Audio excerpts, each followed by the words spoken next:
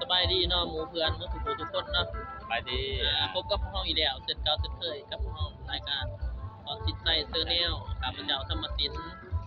ข้าพเจ้าสอนใช่เด้อถึงว่ามื้อนี้2คนของเราจะได้พาหมู่เพื่อนมาเบิ่งบรรยากาศเนาะก่อนที่จะมีการไล่เรือไฟซึ่งว่าเป็นบรรยากาศอยู่ที่วัดท่าวัดหลวงเนาะสอนใจเนาะแม่นท่าวัดหลวงก็เห็นว่าอันพระสงฆ์สมณีเนาะเพิ่นก็มีการเกี่ยมเรือไฟไปมีการจัดเกี่ยมเรือไฟเนาะเลยว่าจะได้พาหมู่เพื่อนเลาะเบิ่งตามแคมป์นี่แล้วก็เลาะเบิ่งการซื้อการขายบรรยากาศโดยทั่วไปเนาะสอนใจเนาะแม่นว่าจะมีเป็นอะไรว่าทางการในเขตนี้เนาะก่อนที่จะมีการไล่เรือไฟนะแต่ก็สำหรับมื้อแรกก็จะมีวิธีการไล่เรือไฟแล้วเฮาก็จะเอาภาพการไล่เรือไฟอีกคลิปนึงเนาะแต่ว่าตอนนี้เฮาถามก่อนที่จะไล่เรือไฟมาถามเพื่อนให้ติดตามชมกันก่อนเนาะจากบรรยากาศนอกจากนั้นเฮาก็สิเห็นบรรดาเรือเนาะที่ว่าเพิ่นมีการพักเรือที่ว่าจะแข่งแปลว่ามื้อนี้ก็เป็นการฝึกสอนเนาะทดสอบแน่ล่างๆแล้วก็พวกเรื่องส่วนไหนก็สิเป็นการคัดเลือกนั่นแหละเพื่ออะไรที่ว่าเป็นอันใดอันนั้นนึงก็เอาไปแข่งแต่ว่าพวกเฮาพาหมู่เพื่อนไปติดตามรับชมบรรยากาศในก่อนที่จะมีการไล่เรือไฟบ่เนาะว่ามีหยังเป็นตาเบิ่งเป็นตาส้มน้ำแน่เนาะเชิญหมู่เพื่อนเบิ่งกันเลยเชิญไปเบิ่งกันเลยความอารีซึ่งกันและกันซึ่งจะนำมาซึ่งความเป็นสันติภาพความสงบเท่าเทียมกันบ่มีการแจกแจงกันเนาะถ้าหากว่าพวกเขาก็ปฏิบัติตนอยู่ในการปฏิบัติตนอยู่ในทานคือการให้การเสียสละการเสียสละการแบ่งปันเนาะสิ่งที่เฮามีต่อคนอื่น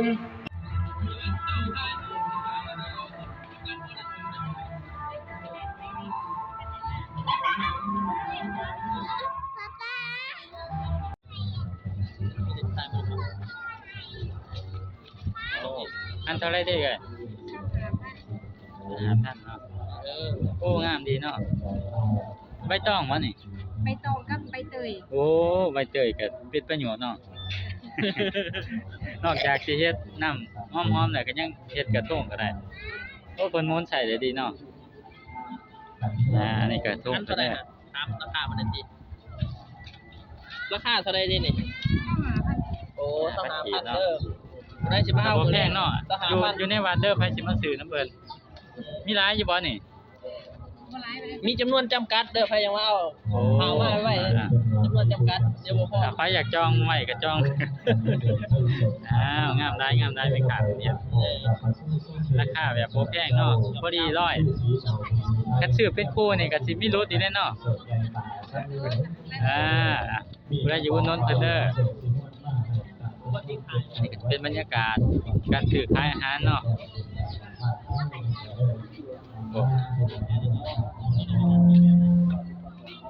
ไปดีอันเท่าไรนอน9,000โอ้งามดีเนาะอัน9,000พอดีร้อยเลยว่าจังยังบ่ได้ยินบ่อยได้ไปอยากอุดหนุนเพิ่นก็อุดหนุนได้เลยอยู่ในบาทหลวงเฮาอันนี้ก็สิเป็นกระทงบ่ทันแล้วเนาะ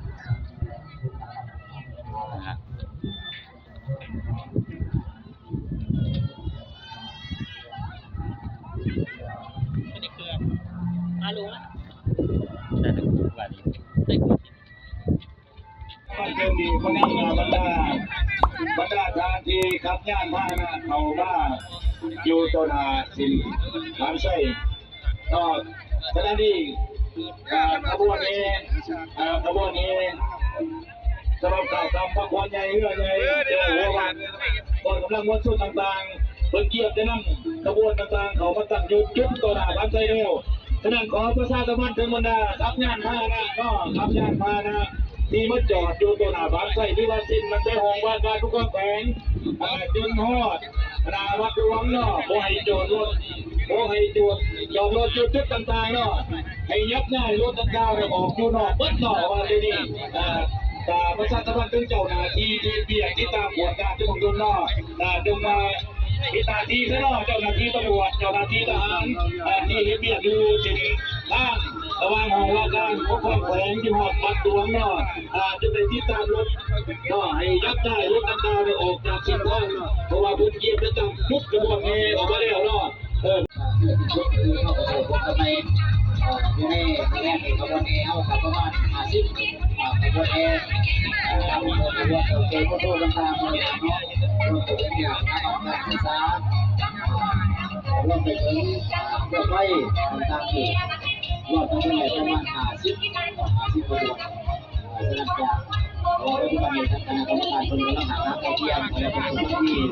ทำอย่างที่ไม่ได้แล้วการสู่ที่ขนาดที่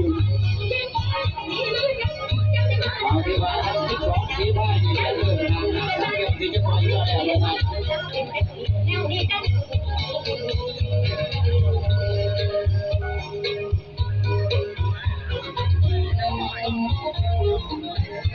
ขณะนี้เพื่อจะที่เขาเรียกบางใจอันนี้ก็ บางปากที่เป็นเรื่องว่าใช้ทางนี้ก็ได้เรื่องจากเดินทาง เป็นการฆ่าเสือเนาะว่าจะเข่าเช็คทั้งยืน นั่นเขาซิ่งซาเลิศเลยก็ถ้าว่าไปเสียกันจุฬาได้ที่3ได้ที่3มาเลยไอ้อันดับที่3เลยไปได้กับเกี่ยวเขาซิ่งซาเลิศเงิน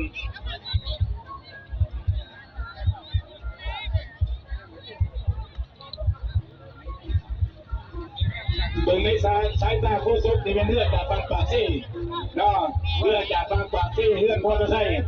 น้ำหนาก็ได้เนาะเลือดฮะคุณการน้ำหนาก็ได้เนาะบางปากซี่คุณการน้ำหนาก็ได้เลือดพอจะใส่ไหลกับพวกติดตามกันมาน้ำปลายเนาะพี่น้องกันเป็นนิดๆน้อยในการเพื่อเจ้าเบาดีกับเพื่อจะให้เลือดทั้ง2คำนี่ให้ซูซีขึ้นมาให้จี้ขึ้นมาเดี๋ยวนี้เพื่อพ่อมาใส่ตะฟังตายิน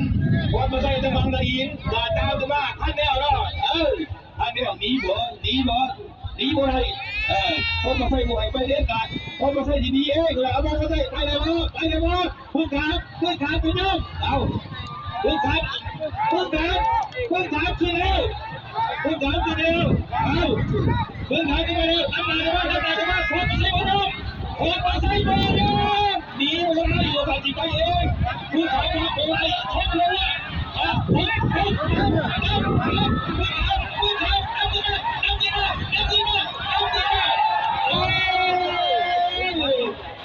เลือดคนซูชิกันนี่พี่น้องไปได้วะก่อนมาใส่ไปได้วะมันถามถึงได้วะที่การฝึกการที่ได้วะสมมติที่อยู่ในรถเขาจริงจังเลยดีวะหรือว่าได้ขอเลยแล้วขอตลอดปีนักทีมเลยได้ดีอันขึ้นแล้วต่อแขนรถใส่มาแล้วจะรักษาทีเรียกว่าเป็นตัวของเย็นได้ยินดีวะมาแล้วรถขอนี้แล้วไปวันไปแล้วไปแม่พ่อตาสมอดีใจดีเลยสมอดีนั่นยังบอกโอ้ยรับตัวเลยแล้วขอถือว่าเป็นน้ำหนึ่งที่เขาสิ่งซาเลิศตัวที่เราลูกกับลูกอยู่แล้ว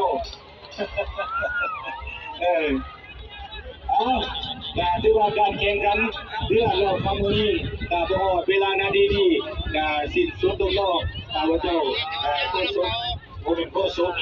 เป็นโคศกที่มีเสียงตรงนั้นในนครปฐมก็ขอมอบความสุขความสบายที่บรรดาชาวบ้านอย่าลืมไปติดตามการแห่ขบวนโคมไฟอันยิ่งใหญ่ตอนขอสมุนีเป็นเรื่องเอกการวาง2ฝั่งของฝั่งบนท้องกับฝั่งนครปฐมเป็นเรื่อง2เรื่องเรื่องดำเนินการไปไม่แข่งขันกันแล้ว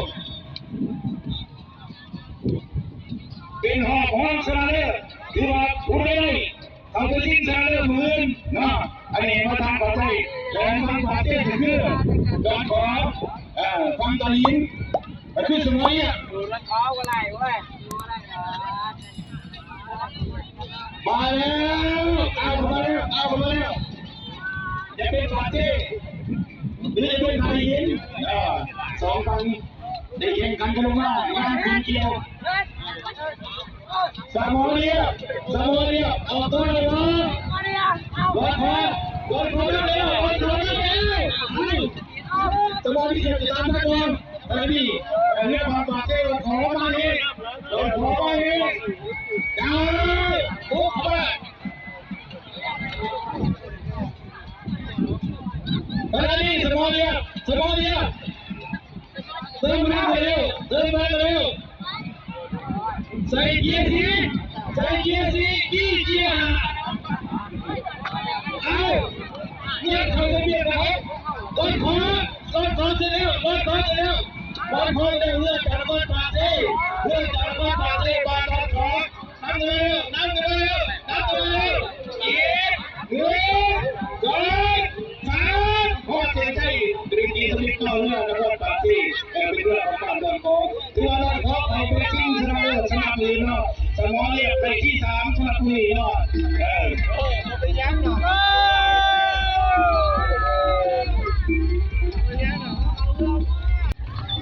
ที่ผ่านมาก็เป็นบรรยากาศการแข่งเรือคัดเรือเนาะเห็นว่าการแข่งเรือที่การสู้เรือเนาะ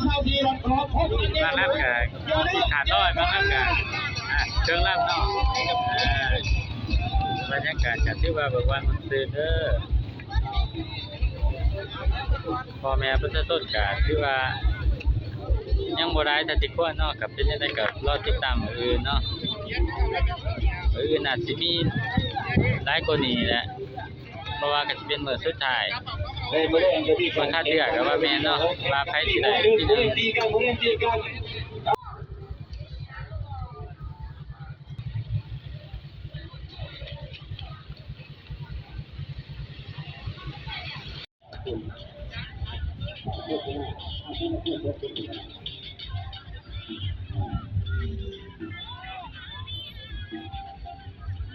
เป็นการซ้อมของเพิ่นเนาะไว้มื้ออื่นเนาะหลังจากให้มีการคัดเลือกเรียบร้อยแล้วก็สิเห็นว่ามีเรือหลายลำเนาะเข้าร่วมบางลำก็สิได้อันดับ2อันดับ3ไปเนาะก็บ่เป็นหยังเนาะถือว่าเป็นเกมกีฬาเนาะมีหลายมีเสียเนาะก็เป็นกำลังใจให้ทีมไทยทุกคนเนาะ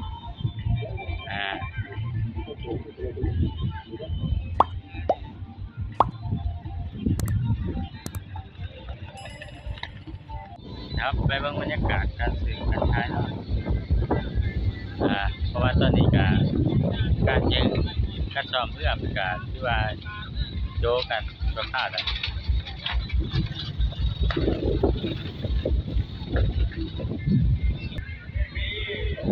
มาขายแต่เฮิงหรอบ่เนี่ย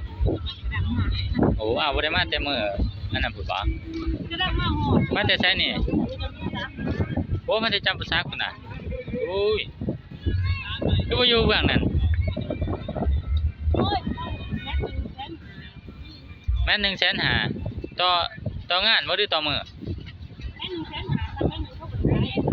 บ่โอ้ก็ขายแพงเนาะ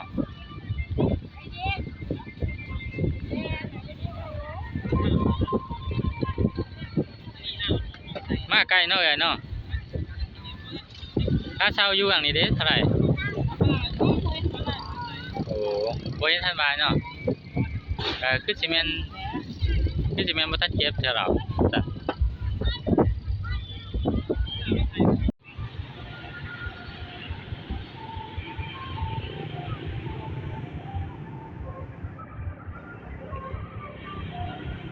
ขับจาก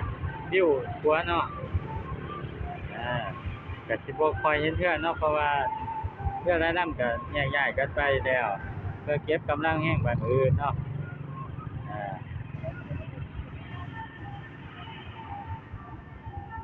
การที่ว่าควรจะเปิดที่ยังจะประกาศนี้ขอแจ้งให้รับประทานที่ออกนอกจากประกาศเนาะนี่ก็จะเป็นทาเนาะ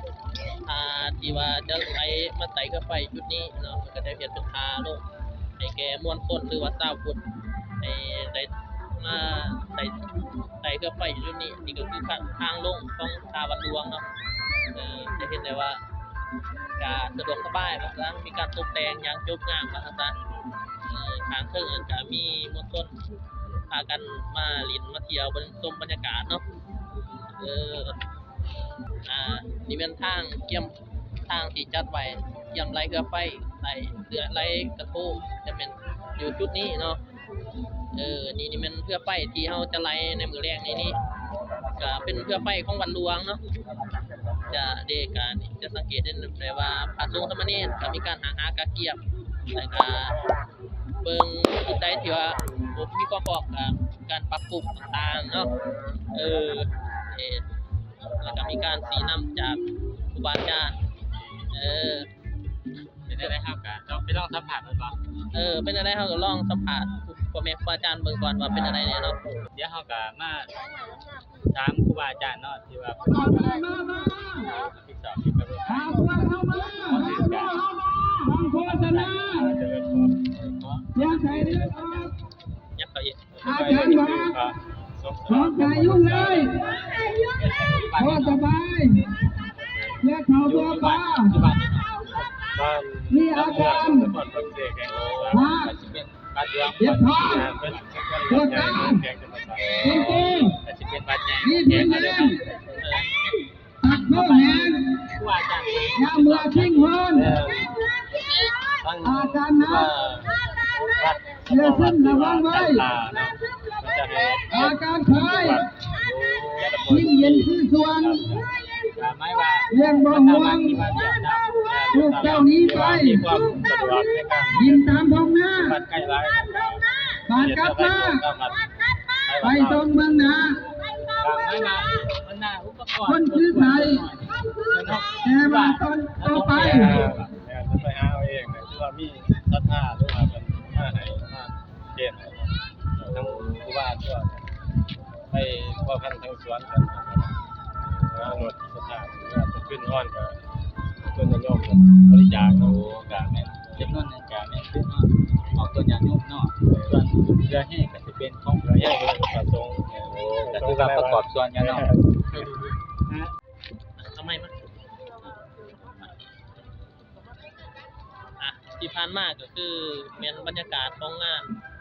งานของพวกเราก่อนที่จะมีการไล่เรือไฟแล้วก็มีการลอยกระทงในตอนไซเนาะแม่นก็เกินมาเป็นการหากระเกี่ยมกับว่าแม่นเนาะแม่นก็คือว่าเราจะเห็นได้ว่ามีหลากหลายเนาะหลายสีสันเนาะจ้าก็นอกจากนั้นก็สิมีบัตรบ้าอารามหลายบัตรเนาะที่ว่ามีการหากระเกี่ยมเนาะมีแต่ว่าเดี๋ยวนี้วิดีโอของพ่อก็ค่อนข้างว่าจะยาวเลยเนาะมีแต่ว่าเฮาสิตัดออกไปอีกช็อตนึงเนาะเพื่อให้หมู่เพื่อนได้เห็นนำกันเนาะเพราะว่ามันจะยาวเกินไปแล้วมันจะเฮ็ดให้เบิ่งก็เมื่อยเบิ่งว่าซั่นเนาะก็พอจะช็อตต่อไปพอจะพาหมู่เพื่อนไปใส่ช็อตก็สิพาหมู่เพื่อนไปเบิ่งขบวนแห่เนาะแห่ออกพรรษาพระวรณะก็สิมีอาจจะคนหลายเนาะมีแต่ว่าช็อตหน้าเนาะติดตามเติมเนาะเพราะเราจะพาหมู่เพื่อนไปเบิ่งพิธีการแห่ดอกไม้ธูปเทียนต่างๆของกระบวนสำนักงานต่างๆเนาะจะแห่เข้ามาอยู่ที่วัดแห่งนี้เนาะเป็นจังได๋ก็ขอเชิญหมู่เพื่อนติดตามชมตอนต่อไปเนาะขอเชิญเลยเนาะจ้ะเนาะขอขอบใจ